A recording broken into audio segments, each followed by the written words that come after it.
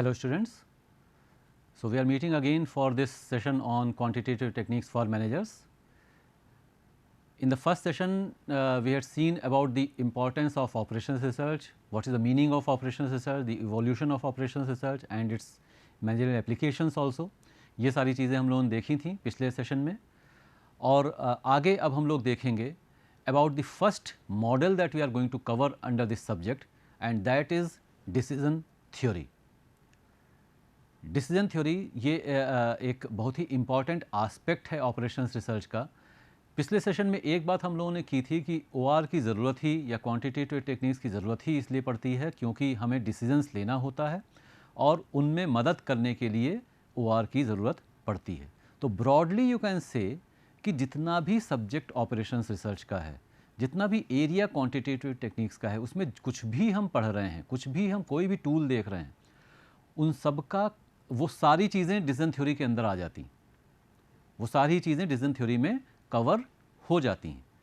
लेकिन फिर भी यहाँ पर हम लोग थोड़ा सा कुछ एक आस्पेक्ट्स, कुछ एक तरह की प्रॉब्लम्स और कुछ एक आस्पेक्ट को पे ज़्यादा फोकस करेंगे इस पर्टिकुलर सब्जेक्ट, इस पर्टिकुलर टॉपिक में एग्जैक्टली, इस पर्टिकुलर मॉडल में एग्जैक्टली। बाकी मॉडल्स फिर और आगे ऐसे ही देखते चलेंगे। तो मतलब क्या है इसका, what is the meaning of decision theory? Theory का मतलब ही है, थ्योरी मीन्स कि किसी भी चीज़ को करने के कुछ हमने एक साइंटिफिक तरीके कुछ हमने डेवलप किए हुए हैं, कुछ रूल्स रेगुलेशंस, कुछ पॉलिसी कुछ डेवलप की हैं, वो उसका जो पूरा सेट है दैट इज़ अ थ्योरी। तो डिसीजन लेने की थ्योरी क्या होगी, यानी कि डिसीजन लेने का एक सही तरीका क्या होना चाहिए। मैनेजमेंट में जो एक इम्पॉर्टेंट चीज़ है वो ये है कि कई चीज़ें जो हैं हम लोग ने करते करते सीखी। Management is something which came into practice first and then it started to being studied. उसको पढ़ना बाद में शुरू किया, करना पहले शुरू किया। तो कई सारी चीज़ें धीरे धीरे इवॉल्व होती रहीं, कई सारी चीज़ें अभी भी इवॉल्व हो रही हैं।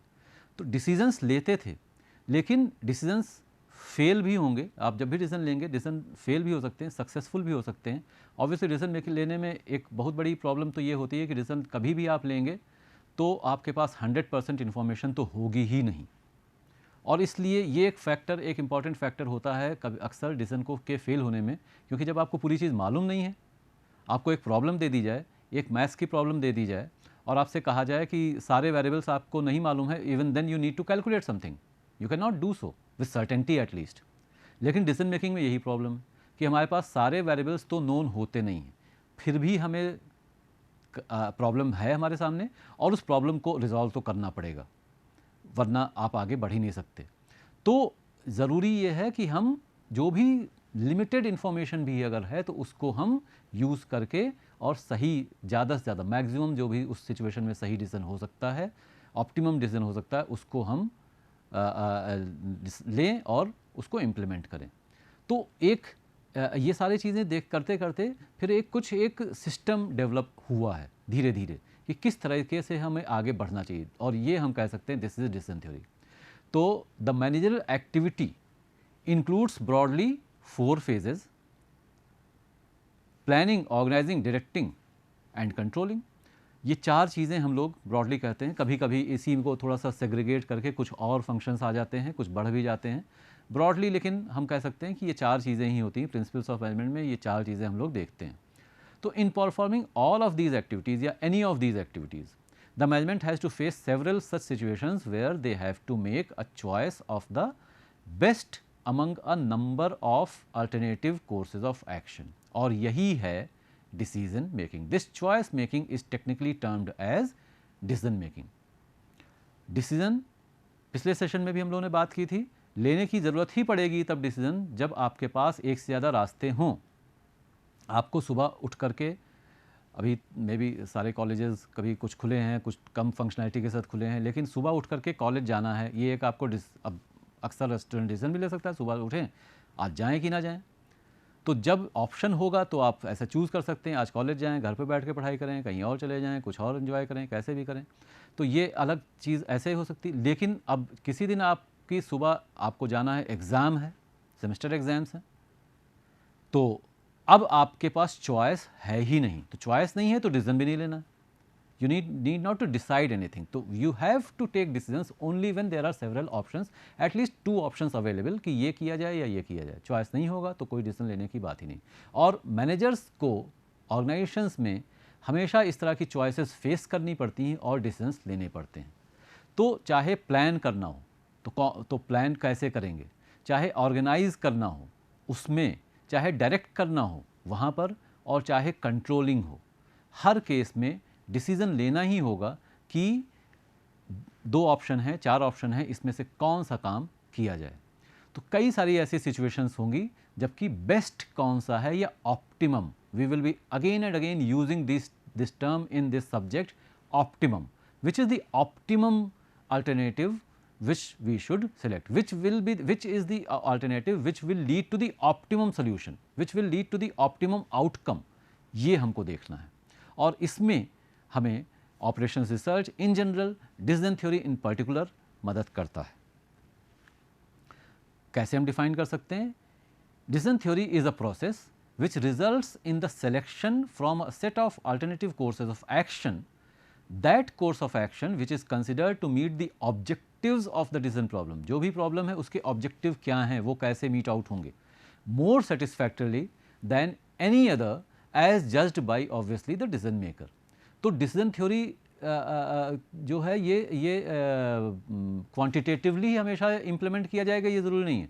आप देख सकते हैं इसकी जो डेफिनेशन है वो जनरल है, इसमें कहीं क्वांटिटेटिव और क्वालिटेटिव की बात नहीं आ रही.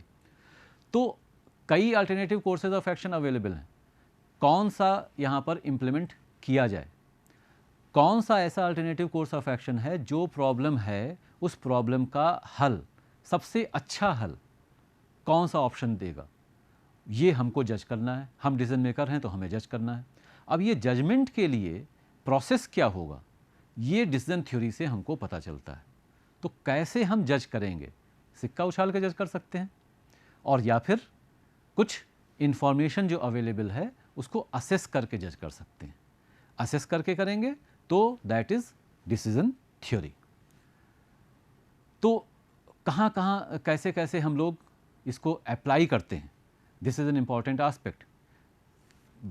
क्या एरियाज़ हैं मैनेजमेंट में, ये समझना बहुत ज़रूरी है, क्योंकि सबसे ज़्यादा जो काम आपकी चीज़ आएगी जब आप कोई भी सब्जेक्ट है, कोई भी टॉपिक है, कोई भी मॉडल है, कोई भी टूल है, वो पढ़ करके जब आप फील्ड में जाएंगे, जब आप एक्चुअली फेस करेंगे सिचुएशंस को, तो ये जो एक बड़ी चीज़ है ये हमें ध्यान आप ऑब्वियसली रखना ही पड़ेगा कि हमने यहाँ पर अभी हम डिसीजन थ्योरी पढ़ रहे हैं, फिर कोई और मॉडल पढ़ेंगे, फिर कोई और मॉडल पढ़ेंगे, और जब आपको कोई एक प्रॉब्लम आपके सामने आएगी तो ये मालूम होगा कि ये तो इस मॉडल की प्रॉब्लम है और उसको यूज़ करके आप सॉल्व कर सकते हैं. लेकिन एक रियल लाइफ सिचुएशन में, एक बिजनेस सिचुएशन में, बिजनेस ऑर्गेनाइजेशन में जब आप काम करेंगे, वहाँ पर कोई आपको ये बताने नहीं आएगा कि भाई this is the situation, this is the data, make use of this particular model and provide the answer. ऐसा कर दिया जाए तब तो सब चीज़ें आसान हो जाएं, क्योंकि अगर वो मॉडल आपको आता है तो वो आप बता सकते हैं. वो मॉडल आता है तो कंप्यूटर भी बता सकता है, लेकिन डिसाइड उस समय एज अ मैनेजर आपको करना पड़ेगा कि अब हम कौन सा मॉडल लगाएंगे. तो इसलिए ऑब्वियसली जितने भी मॉडल्स हम लोग पढ़ेंगे उसमें एक एस्पेक्ट जो इंपॉर्टेंट है, जो हमको समझना पड़ेगा कि ये मॉडल कहाँ अप्लाई होगा, कोई और मॉडल है तो वो कहाँ अप्लाई होगा. For each model we need to understand the applications, that is the most important aspect. तो सबसे बेसिक चीज़, MBA पूरा कर लिया, एक अच्छी बात होगी कि आपके पास एक से ज़्यादा जॉब ऑफर्स हों. Select the best from among several job offers. एक से ज़्यादा ऑफर्स हैं हमारे पास, तो कौन सा कैसे सेलेक्ट किया जाए, कैसे असेस किया जाए. तो ये डिसीजन ही तो ले रहे हैं, और डिसीजन ले रहे हैं तो वहाँ पर डिसीजन थ्योरी आपको मदद करेगी. क्वालिटेटिव टूल्स भी मदद करेंगे, क्वांटिटेटिव भी मदद करेंगे. तो एक ये तरीका हो गया. Select the most profitable investment portfolio. आपके पास 1 लाख रुपए हैं, 10,000 रुपये ही हैं, 5 ही हज़ार हैं, उनको इन्वेस्ट करना है. तो इन्वेस्टमेंट पोर्टफोलियो कैसे डिसाइड किया जाए, कितना पैसा कहाँ पे लगाया जाए, क्या हेल्प करेगा? ऑपरेशंस रिसर्च और specifically decision theory. This is a decision that you have need to take कि इस 1 लाख रुपए को पूरा का पूरा हम एक ही जगह लगा दें, पूरे के शेयर खरीद लें, पूरे को का हम फिक्स डिपॉजिट कर दें, बैंक में ही पड़ा रहने दें, या कुछ परसेंटेज इधर डालें, कुछ आपकी जो अपनी रिस्क प्रोफाइल होगी उस पर डिपेंड करेगा ही। आपकी रिस्क प्रोफाइल के बेसिस पर आप फिर टूल्स का यूज़ करके, डिसीजन थ्योरी के टूल्स का यूज़ करके डिसाइड कर सकते हैं कि what will be most profitable. यही एक खूबी है OR और डिसीजन थ्योरी दोनों की, कि आपके हिसाब से वो आपको जवाब देगा। Most profitable investment portfolio X के लिए क्या होगा ये भी पता चल जाएगा, Y के लिए क्या होगा, जो दोनों लोग की अलग अलग रिस्क प्रोफाइल है। X ज़्यादा रिस्क ले सकता है, Y ज़्यादा कंजर्वेटिव है, दोनों के लिए अलग अलग आंसर आ सकते हैं और कि उसके लिए बेस्ट ऑप्शन क्या होगा। Determine whether or not to expand a manufacturing facility, सब ये कुछ एग्जाम्पल्स हैं। इस तरह के बहुत सारे डिसीजंस हो सकते हैं। तो एक मैन्युफैक्चरिंग फैसिलिटी है, उसको एक्सपैंड किया जाए कि क्या कि ना किया जाए। तो भाई आपको आपकी डिमांड बढ़ रही है, आपके प्रोडक्ट की डिमांड बढ़ रही है, तो एक्सपैंड करें ना करें, किसी और से बाई कर लें, किसी के साथ मिल के कोलैबोरेट करके कोई अलायंस बना लें, कोई जॉइंट वेंचर हो ले, सब तरह के। तो हर केस के अपने अपने प्रोज एंड कॉन्स होंगे, उनको क्वांटिफाई करके we need to take decisions. Decision theory helps here. Determine, उसी को एक्सटेंशन हम कह सकते हैं पिछले पॉइंट का, वेदर अ लार्ज प्लांट, अगर हम एक मैन्युफैक्चरिंग फैसिलिटी एक्सपेंड करना चाहते हो, लार्ज प्लांट बनाए, स्मॉल प्लांट बनाए, या कोई कुछ करे ही ना, तो वो भी एक ऑप्शन हो सकता है। Decide whether to invest in a new plant, equipment, research programme, marketing facilities, सारे ये डिसीजंस हैं। ये डिसीजन है, जहाँ भी डिसीजन होगा वहाँ डिसीजन थ्योरी का एप्लीकेशन होगा। कैसे हम प्रोसीड करते हैं, डिसीजन थ्योरी में हम क्या क्या काम कर रहे हैं, हमेशा ये ध्यान रहे, पहला जो स्टेप होगा, चाहे आप OR की बात करें, चाहे क्वांटिटेटिव टेक्निक्स की बात करें, चाहे डिसीजन थ्योरी की बात करें, ऑब्वियसली डिसीजन थ्योरी एक ऐसी चीज़ है, डिसीजन एक ऐसी चीज़ है जो कि हर जगह आपको लेनी पड़ेगी। पहला स्टेप ऑब्वियसली यही है कि प्रॉब्लम को सही तरीके से आइडेंटिफाई किया जाए। अभी पिछले स्लाइड में भी मैं थोड़ा सा इसी बारे में बात कर ही रहा था। Problem identification, correct identification of the problem. हमें मैंने आपको बताया था कि हम लोग 8 अलग अलग मॉडल्स, 8 अलग अलग टूल्स इस सब्जेक्ट में पढ़ेंगे। अब 8 टूल्स हमको पता हैं, हमें 8 टूल्स अच्छे से याद हैं, मालूम है, समझ लिया। प्रॉब्लम अगर सही से आइडेंटिफाई नहीं होगी, अगर प्रॉब्लम सही से आइडेंटिफाई नहीं होगी तो कौन सा टूल लगाना है ये नहीं मालूम होगा, और अगर हमने ए की जगह बी टूल लगा दिया तो रिजल्ट गलत ही होगा। तो starting point is most important. Identify the problem correctly and define the problem correctly. सही डेफिनेशन प्रॉब्लम की ज़रूरी है। वो सही डेफिनेशन एक बार हो गई तो well begin is half done, आधी जंग तो जीत गए, क्योंकि आपने डायरेक्शन डिसाइड कर लिया, कि डायरेक्शन डिसाइड और सही डिसाइड किया। ऑब्वियसली डायरेक्शन डिसाइड करना ही सब कुछ नहीं है, सही डिसाइड किया कि यही सही डायरेक्शन है जिधर की हमको मूव करना है। उसके बाद आप ऑब्जेक्टिव और डिसीजन क्राइटेरिया, क्या डिसीजन लेना है, डिसीजन लेने के लिए क्या क्या क्राइटेरिया होने चाहिए, क्या किन किन बाउंड्रीज़ के अंदर जो है हम डिसीजन लेंगे, हमारे ऑब्जेक्टिव क्या होंगे, क्या हमें अचीव करना है, ये सारी चीज़ें। और इसके बाद जो एक इम्पॉर्टेंट एस्पेक्ट ऑब्वियसली आता है, एक इम्पॉर्टेंट स्टेप आता है, वो है कि जितने भी अल्टरनेटिव्स हैं उनको ढूंढें। क्या क्या तरीके हो सकते हैं इस प्रॉब्लम को सॉल्व करने के लिए, कितने तरीके हमारे पास हैं, क्या क्या तरीके हैं। Find all the possible alternatives, find all the possible alternatives, और उसको इवेल्युएट भी करेंगे। इवेल्युएट ऑल पॉसिबल अल्टरनेटिव्स, तो हमारे पास 2 हैं, 4 हैं, 10 हैं, रास्ते हैं, अल्टरनेटिव्स हैं, ऑप्शंस हैं किसी एक पर्टिकुलर प्रॉब्लम को सॉल्व करने के लिए, जो प्रॉब्लम हमने आइडेंटिफाई की थी फर्स्ट स्टेप में। तो हमने ढूंढ लिए ये 5 रास्ते हैं, ये 5 चीज़ों में से कोई भी एक काम हम कर सकते हैं। इवैल्यूएशन चाहिए होगा, और इवैल्यूएशन वाला ही जो स्टेज है, यहीं से शुरुआत हो जाती है मैथमेटिकल मॉडल को यूज़ करने की। Now this evaluation can be, as I been reiterating again and again, कि ये क्वालिटेटिव तरीके से हो सकता है और क्वांटिटेटिव तरीके से हो सकता है। इस सब्जेक्ट का अप्रोच ऑब्वियसली है कि जहाँ पर भी क्वांटिटेटिव तरीका यूज़ हो सके वहाँ पर हम उसको यूज़ कर सकें। तो find the possible alternatives, evaluate the possible alternatives, formulate or select one of the mathematical decision theory models। तो अब जब हमने डिसाइड कर लिया है कि ये 4-5 कितने भी रास्ते हमारे पास हैं, कितने भी ऑप्शंस हैं, इसमें से कोई एक सिलेक्ट करना है और इनको इवेल्युएट करना है, तो इवेल्युएट करने का तरीका क्या होगा।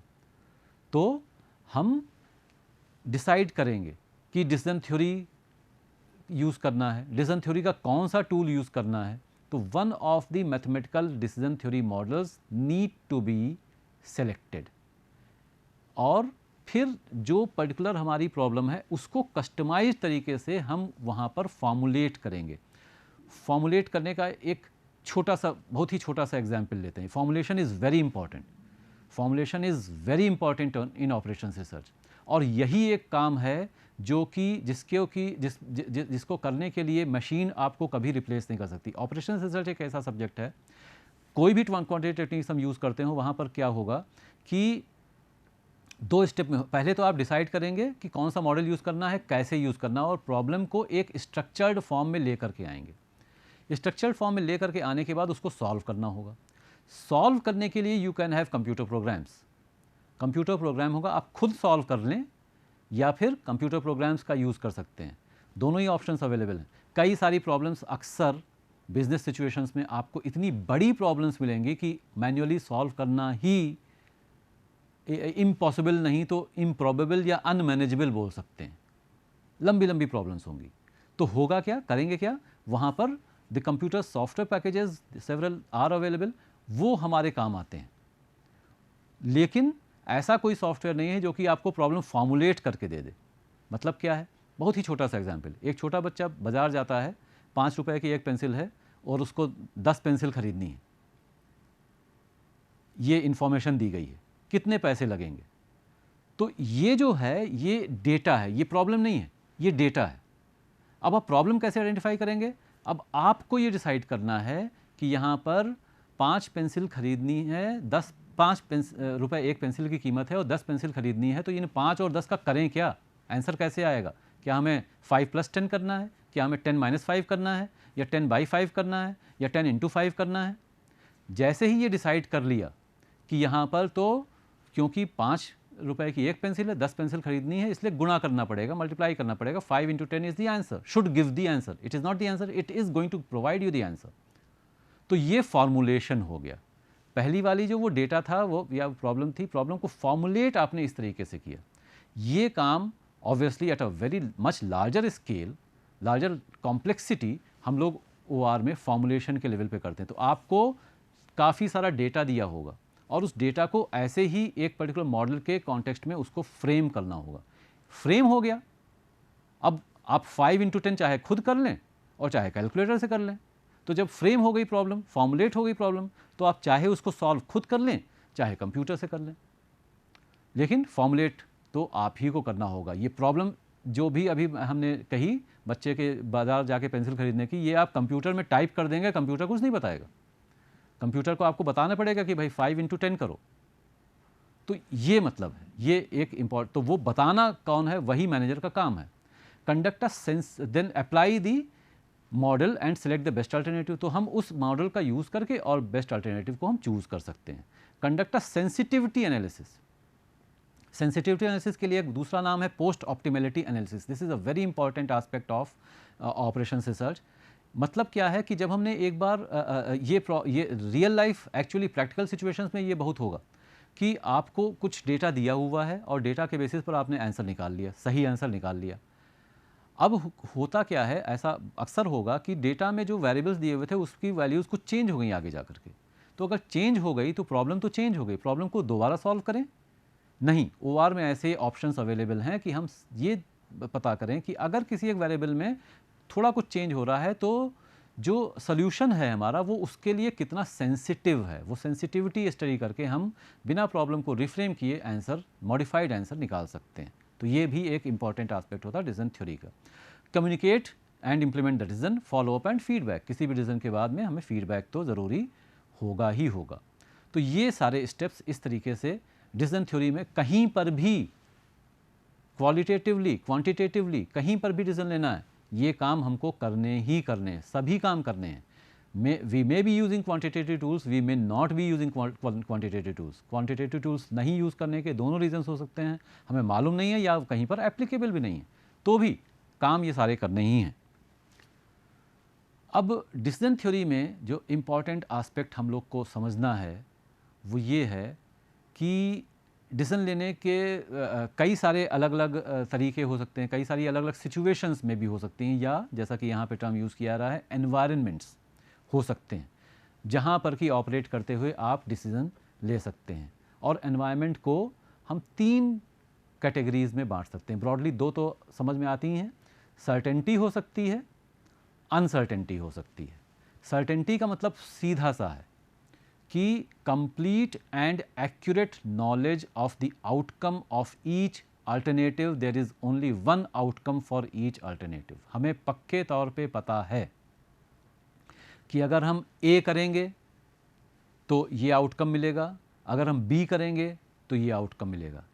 रियल लाइफ में एक्चुअली ये बहुत ही रेयर होगा, कहीं पर भी कुछ भी कोई भी चीज़ हो, हम पूरी तरह से 100% सर्टेन फ्यूचर के बारे में नहीं हो सकते हैं। लेकिन फिर भी कई सारी ऐसी सिचुएशंस होती हैं इंटरनली, जब हमको ऑर्गेनाइजेशन में डिसीजन लेने होते हैं तो मोर और लेस वी आर सर्टेन कि क्या होगा, क्या करेंगे तो उससे क्या होगा। हमें मालूम है कि सुबह उठने के लिए अगर हमने अपने मोबाइल फ़ोन में अलार्म लगाया है तो वो बजेगा। फ़ोन अगर स्विच ऑफ नहीं हो जाता है डिस्चार्ज होकर के, तो यू आर सर्टेन, कुछ चीज़ें आपको पता हैं। अब उसमें भी ये भी सर्टेनिटी जो है, क्या पता उसी रात आपका फ़ोन ख़राब ही हो जाए, भगवान ना करे, लेकिन ऐसा भी हो सकता है। तो इसका मतलब सीधा सा है कि थ्योरेटिकली हम कह सकते हैं कि 100% सर्टेनिटी तो किसी भी चीज़ की नहीं है, लेकिन फिर भी इस तरह की जो चीज़ें हैं वहाँ पर जब हमें एक्यूरेट नॉलेज होगी तो हम आसान, एक तरीका वो हो सकता है सर्टेनिटी के तहत हम डिसीजन ले रहे हैं, वहाँ पर ऑब्वियसली चीज़ें आसान होंगी। दूसरा जो एक्सट्रीम है, एक एक्सट्रीम हो गया यानी कि हमें पूरी तरह से पता है, दूसरा एक्सट्रीम है अनसर्टेनिटी वाला, वहाँ बिल्कुल नहीं पता है। ऐसे सिचुएशंस में आप डिसीजन ले रहे हैं जबकि जो कि बिल्कुल पूरी तरह से नई चीज़ है, नई सिचुएशन है, पहले कभी हैंडल ही नहीं की ऐसी सिचुएशन, सामने पड़ी ही नहीं ऐसी सिचुएशन, और कई सारे आउटकम्स पॉसिबल हैं, कई सारे अल्टरनेटिव्स हैं, उनके कई आउटकम पॉसिबल हैं। ये करेंगे तो उसमें 4 चीज़ें हो सकती हैं, दूसरा करेंगे उसमें भी 4 चीज़ें हो सकती हैं, 4 में से क्या चीज़ की ज़्यादा प्रॉबिलिटी, क्या चीज़ कम, ये भी कुछ भी नहीं मालूम। ये अनसर्टेनिटी है। नॉर्मल ये भी रेयर ही होगा कि ऐसा बिल्कुल आप ब्लैंक हो, कुछ भी नहीं मालूम है। नॉर्मल केसेस में क्या होगा कि रिस्क वाली सिचुएशन हमको मिलती है। Multiple possible outcomes for each alternative are there, a probability of occurrence is attached to each possible outcome. तो ब्रॉडली हम लोग इन तीनों के बारे में बात करेंगे। सर्टेनिटी वाला देखेंगे केस, रिस्क वाला केस देखेंगे और अनसर्टेनिटी वाला केस देखेंगे। एक एक करके हमको इन एनवायरनमेंट्स को स्टडी करना है। Decision making under the environment of certainty, the consequence of selecting each course of action is known with certainty. जैसा अभी हमने कहा, it is presumed that only one state of nature, यानी कि one outcome you can say in simple terms, is relevant for the purpose of the decision maker for each alternative. He or she, the decision maker, identifies this state of nature and takes it for granted and presumes complete knowledge. Presumes या mostly complete knowledge होगी ही as to its occurrence, और उसके हिसाब से आराम से आप decision ले सकते हैं। हमें मालूम है ये करने पे इसका आउटकम यही होगा। क्या क्या टेक्निक्स यूज़ करते हैं? एक्चुअली जितने भी हम लोग मॉडल यूज़ करेंगे वो सब सर्टेनिटी वाले हैं। तो लीनियर प्रोग्रामिंग हम लोग पढ़ेंगे, integer programming is an extension of linear programming, हमारे सिलेबस में नहीं है। डायनेमिक प्रोग्रामिंग भी, क्यूइंग थ्योरी हम लोग पढ़ेंगे to an extent. Inventory models आप लोग बेसिकली ऑपरेशंस मैनेजमेंट में पढ़ते हैं, वो भी इसका एक पार्ट है। कैपिटल बजटिंग भी ऑपरेशन रिसर्च या डिसीजन थ्योरी में यूज़ किया जाता है, और ब्रेक इवन एनालिसिस का भी पर्पज़ यही है। कोई सिस्टम ऑफ इक्वेशन है उन्हें सॉल्व कर रहे हैं, तो ये सारी टेक्निक्स जो हैं जहाँ पर कि 100% सर्टेनिटी है, ये सब चीज़ें एक्चुअली सर्टेनिटी वाले मॉडल में ही आती हैं बेसिकली। लेकिन इसको जानना हमारे लिए ज़रूरी है कि सर्टेनिटी का मतलब है क्या। इस पर्टिकुलर टॉपिक में डिसीजन थ्योरी जो हम पढ़ेंगे तो उसमें हम लोग ज़्यादा फोकस ऑब्वियसली रिस्क और अनसर्टेनिटी वाली सिचुएशंस में देखें को हैंडल करेंगे, और इसमें से कुछ चीज़ें हम लोग जो यहाँ पर मेंशन्ड हैं इनका यूज़ इनको हम लोग समझेंगे आगे, और मॉडल्स के को जब हम देखेंगे। कुछ एक इंपॉर्टेंट चीज़ें हैं, ये हम लोग समझ लें, इन टर्म्स को हम लोग यूज़ करेंगे। डिसीजन मेकर हमने समझ ही लिया कौन होता है, इंडिविजुअल और a group of individuals responsible for making the choice of an appropriate course of action amongst the available courses of action. Courses of action क्या हैं, अल्टरनेटिव्स क्या हैं, उसको हम ये नाम यूज़ करेंगे, कोर्स ऑफ एक्शन का नाम यूज़ करेंगे। The alternative courses of actions और strategies are the acts that are available to decision maker. तो क्या क्या चीज़ें अवेलेबल हैं, क्या किसमें से हमको सेलेक्ट करना है, ये हो गए हमारे सारे कोर्सेज ऑफ एक्शन। एक जो पर्टिकुलर प्रॉब्लम हम लोग को मिलेगी उसमें ये सारी चीज़ें दी होंगी। डिसीजन मेकर तो आप खुद होंगे, आपको प्रॉब्लम में जो डेटा होगा उसमें कहीं कुछ ऐसा मेंशन्ड होगा जिससे कि आपको पता चलेगा कि यहाँ पर क्या क्या कोर्सेज ऑफ एक्शन है, हम जो डिसीजन हमको लेना है तो ABCD या 1 2 3 4 या कुछ भी फर्स्ट सेकंड थर्ड फोर्थ या जो भी इसमें से क्या चीज़ हमको सेलेक्ट करना है, ये दिया होगा। ऑब्वियसली दूसरी जो इम्पॉर्टेंट चीज़ है, और ये दो डायमेंशंस किसी भी एक डिसीजन मेकिंग प्रॉब्लम में बहुत इंपॉर्टेंट होती हैं। कोर्स ऑफ एक्शन की बात तो की हमने, दूसरा है स्टेट ऑफ नेचर। जैसा कि नाम थोड़ा सा सजेस्ट करता है, थोड़ा कंफ्यूजिंग ये टर्म हो सकता है, लेकिन nature means external environment. Nature means what is not that aspect of the environment which is not in your control। तो आपने तो काम कर लिया, आपने तो सेलेक्ट कर लिया, आप एक क्रिकेट की टीम के कैप्टन हैं और आपने टॉस के बाद सेलेक्ट कर लिया कि हमें बैटिंग लेनी है, लेकिन बैटिंग लेकर ही जीत जाएंगे ऐसा तो ज़रूरी नहीं। तो स्टेट ऑफ नेचर, एनवायरनमेंट में अब क्या होने वाला है ये आपको नहीं मालूम है, पूरी तरह से नहीं मालूम है, और वो जो भी होगा उसके बेसिस पर आउटकम जो होगा वो डिपेंड करेगा। तो आपने किया क्या और एनवायरनमेंट में क्या हुआ, दोनों चीज़ें मिल करके डिसाइड करेंगी कि पे ऑफ क्या होगा। तो वो अगली इंपॉर्टेंट चीज़ है। तो एक particular decision course of action और एक स्टेट ऑफ नेचर का जो मिक्स है वो डिसाइड करेगा कि आपको उसका क्या रिजल्ट मिलेगा, आपको उसका क्या पे ऑफ मिलेगा, पॉजिटिव, नेगेटिव और न्यूट्रल ऑल्सो। तो मतलब आप क्या कर रहे हैं और आपका विपक्षी क्या कर रहा है, आपका क्या कर रहे हैं, आपका कॉम्पिटिटर क्या कर रहा है। आपका कॉम्पिटिटर जो कर रहा है that can be at the part of the state of nature, and the outcome, the pay of will depend upon both these things. तो इन दोनों चीज़ों को मिला करके हम लोग एक पे ऑफ टेबल बनाते हैं। पे of table list the pay of for each combination of event and strategy. तो सारे के सारे जो कॉम्बिनेशंस हैं उनको मिला करके हम पूरा एक टेबल बनाते हैं जो बताता है कि एक पर्टिकुलर इवेंट होगा और स्ट्रेटजी होगी तो क्या होगा। और उसका अपोजिट होता है कि अपॉर्चुनिटी लॉस टेबल हम बनाएं कि अगर हम एक चीज़ करेंगे तो हम दूसरे किस चीज़ की अपॉर्चुनिटी लूज़ करेंगे और उसका भी मॉनेटरली क्या वैल्यू हो सकती है। तो ये सारी चीज़ें डिसीजन थ्योरी में काफ़ी इंपॉर्टेंट हैं। डिसीजन मेकिंग अंडर रिस्क और डिसीजन मेकिंग अंडर सर्टेनिटी और अनसर्टेनिटी, सब में हम लोग इन चीज़ों का यूज़ करते हैं। तो अब धीरे धीरे इसको जब हम लोग आगे बढ़ेंगे और समझेंगे कि किस तरीके से डिसीजन मेकिंग अंडर रिस्क और अनसर्टेनिटी में how we are going to proceed and solve problems using all this techniques that we are going to study. तो इससे आगे फिर हम लोग दोबारा मिलते हैं, we will continue with this. Thank you.